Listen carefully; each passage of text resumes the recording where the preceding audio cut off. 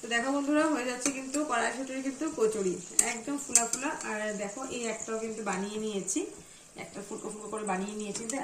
একটা একটা করে সবগুলো কিন্তু বানিয়ে নেব। আর দেখো কি দারুণ লাগছে দেখতে, খেতেও কিন্তু খুব টেস্টি হবে সত্যি কথা বলতে। কারণ যখন আমি ভাজছি না পুরিগুলো, কি সুন্দর একটা স্যান্ড বার হয়েছে, তোমাদেরকে মানে মানে বললে তোমরা বুঝবে না। দেখো কি দারুণ করে কিন্তু ফুলে যাচ্ছে, এই দেখো।